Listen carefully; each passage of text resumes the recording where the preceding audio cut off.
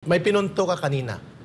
Ang pakikipagsamahan ni Pastor Quiboloy sa mga Duterte is not just about politics or personal. Yes. It's about a common position na mabuo ng maayos ang bansa, matinong pamamahala, disiplina, law and order, kung si Senator Robin Padilla pa. Nagtugma sila dyan.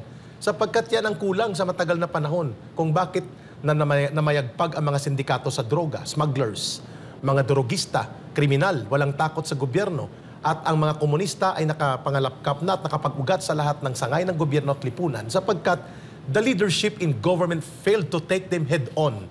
Yun ang hinahanap ni Pastor at na-provide yan ng mga Duterte, lalo na ni former President Rodrigo Duterte. Ngayon, with the NTF-ELCA creation. And tell us, the whole world, hindi po yan maitatanggi ng Rappler, ng ABS-CBN, ng TV5, ng Philstar, ng Inquirer, ng sino pa mang media outlet there claiming to be legitimate media. Who among you decided to take on the real enemy and destroyers of the country and the people in the persona and in the organization of the CPP, NPA, NDF other than Pastor Quiboloy? Siyang nagtaya ng pondo, pera, resources, personnel, oras, effort, programa, at pati na ang kadelikado ng pagharap sa problema ng communist terrorism in the last 40 years, at least formally, through media and information campaign, at kung si Ma'am Lorraine pa in the last 40 years of his life doon sa Davao, ay kanilang nilabanan ang CPP, NPA, NDF. Sino po ang nagtumayo at tumindig para ipalaganap ang kabastuhan sa National Task Force to End Local Communist Armed Conflict? Sino po ang nagtanggol at nagbigay ng boses sa mga former rebels na mapakinggan at maipaliwanag nila ang tamang pagtingin sa problemang ito? Di ba SMNI? Ngayon ang tanong, si Pastor Quiboloy at si Pangulong Duterte, hindi po sila agents of China. Sila po ay agents of change and agents of good governance. Ngayon, si Hontiveros at ang CPP, NPA, NDF, pinapalabas nila in their declaration, Ma'am Lorraine, and I want you to have a reaction on this. Sabi nila, dumating na ang pagkakataon na sumisikip na ang mundo ng Duterte Quiboloy criminal faction based in Davao. The long arm of the law is catching up on them. Si Hontiveros, si Castro, tsaka si Labrosas. You mean to say, iisa ang sinasabi ni Hontiveros at saka yung mga operatiba ng teroristang organisasyon. They're putting up an image of a criminal syndicate hiding behind Kingdom of Jesus Christ dahil daw sa mga armas, pundo na nagkasabwatan ang mga Duterte to lord it over in Davao and bring it in the country.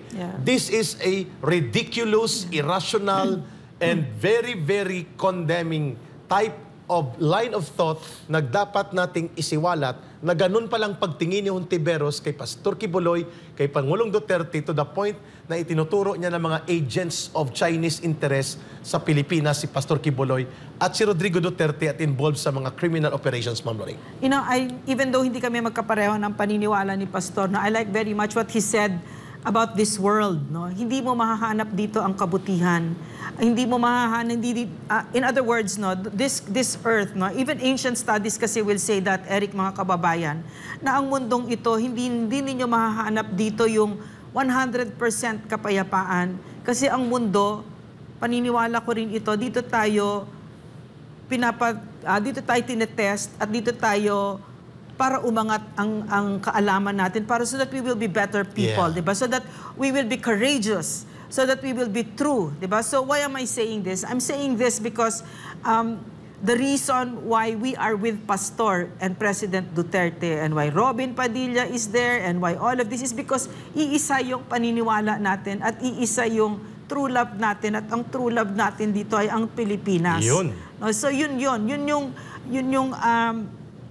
kasi ito yung sinasabi ni Risa Hontiveros, it's not surprising kasi, no, Eric? Official kasi, line ng CPP yan, Ma'am. Inadapt niya. I was gonna say, no? Duterte Quiboloy Criminal Faction. Itong si Risa Hontiveros kasi, maaasahan na kaalyado yan ng CPP, NPA, NDF. Takot siyang patayin ng CPP.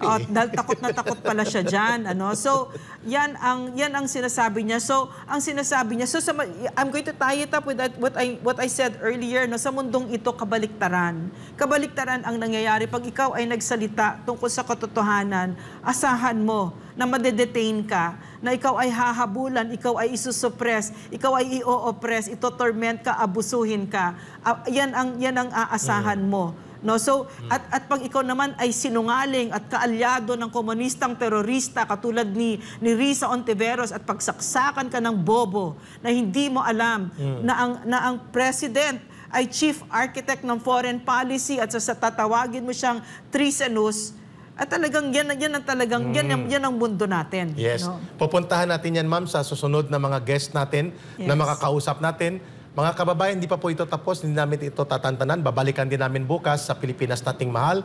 Pero bago po kami magpapatuloy, mayroon po tayong balita or news reference para po maintindihan natin na hindi po tumitigil o naaampat ang determinasyon ng Armed Forces of the Philippines na tapusin decisively ang armed terrorism component ng communist terrorist group na CPP, NPA, NDF. Baka malungkot si Risa niyan. Of course, pati si Franz Castro. Si Franz Castro. Si Teddy Casino, si Carol Arroyo. Eric, my question to you, it's a serious question. What do you think will happen to someone like Risa Ontiveros, who's so unprincipled, who has no real love for country, na kaalyado niya ang teroristang organisasyong CPP na walang ibinigay, walang idinulot, kundi hirap at pasakit sa bansa? What will happen to her when we finally end this? What will happen to her? The judgment of the people against those opportunists and real destroyers of democracy in our country will be very cruel.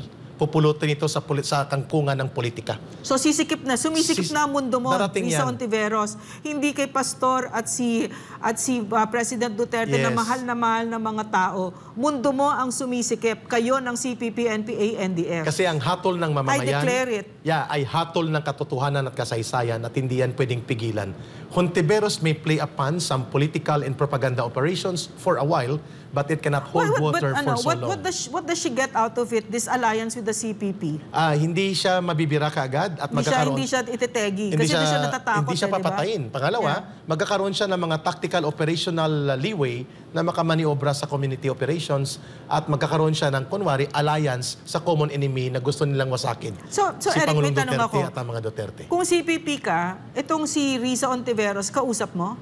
Sa tactical level? Yes, on the tactical level. Sa ngayon, oo. Pero noon, kalaban talaga yan.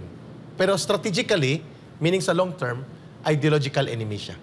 Meaning, so, pagtingin sa kanya, ay kalaban ng komunista sa panahon na mamamayagpag ang komunista, lulusawin din sila. So, ano ang nakukuha ng teroristang CPP, NPA, NDF dito sa tayo ni Risa Ontiveros, yung pang-aapi niya kay Pastor at kay PRRD? Additional alliance sa isang common enemy na gusto nilang wasakin.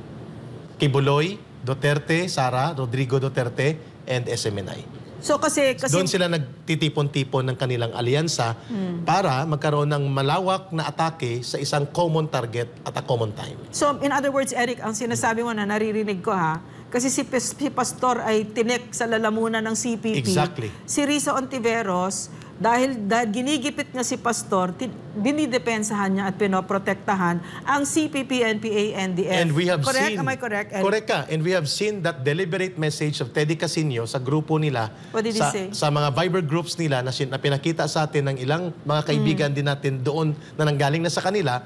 Tulungan natin si Risa Ontiveros because she is building a broad consensus against Duterte and Kibuloy faction that we should destroy. Masakit talaga sa lalamunan itong dalawang ito. Yes, babalikan natin yan, Pastor Kibuloy at si Duterte sa mga komunistang terorista at saka yung mga totoong kaaway ng bayan.